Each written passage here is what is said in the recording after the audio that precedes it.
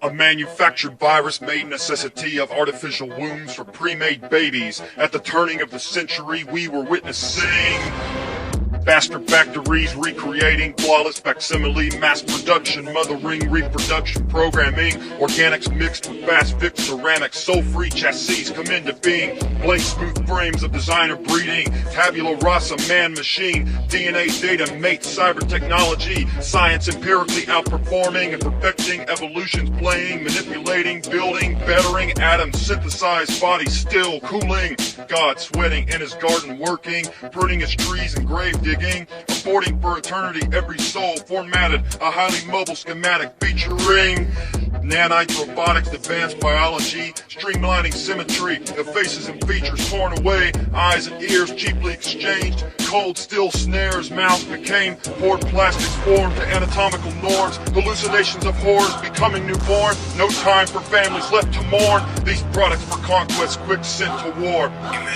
Nothing nicely said can change our history or erase the killing, blood spilling, or travesty. I am alluding to legacy, the story of our captivity, like Genesis stuck in a gated community in the beginning.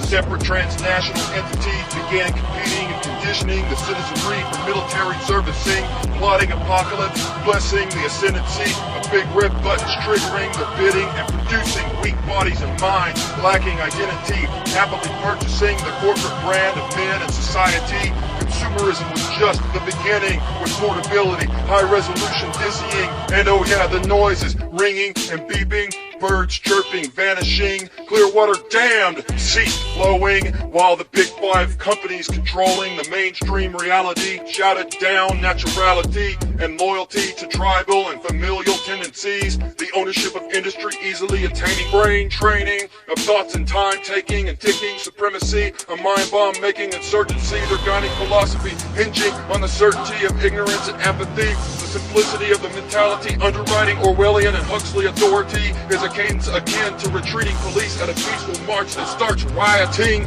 So suddenly they're gassing and tasing, cracking skulls and chasing.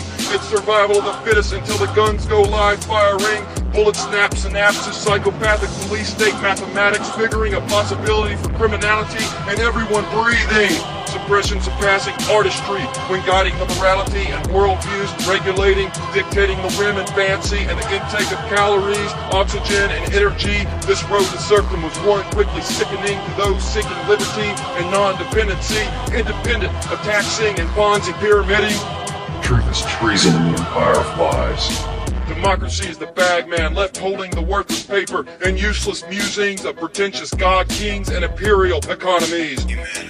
Races divided collectively, the black and white side simply pretending the various shades of living, religions dying, kept fasting and fighting for magic lightning to strike and cleanse the wounds of sin, fools and blasphemy, brightening, foreshadowing of tyranny approaching, while most were ignoring the writing, having been taught to forget reading, martyrs only hearing the dead sheep bleeding, animals rumor has seen, blue ocean, memory, sunlight, mythology, our own natural selves and senses disappearing, co-opted by rabbit holes, tumbling down, descending into caves and colonies.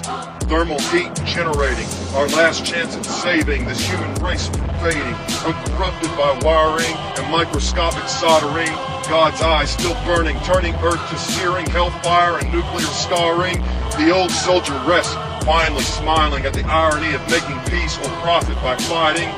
We here have eyes for guiding and minds to continue deriving. Above there is no word for life, it seems, as there is no word for birth. There are no words at all, only screams from those monsters still stalking the surface of the earth. Nothing left above, only life waiting to die. Here in the ground too we're waiting, but like seeds we may thrive. Buried in the dark and gasping, breathing for the light, eating dirt, and in even less believing, buried but alive.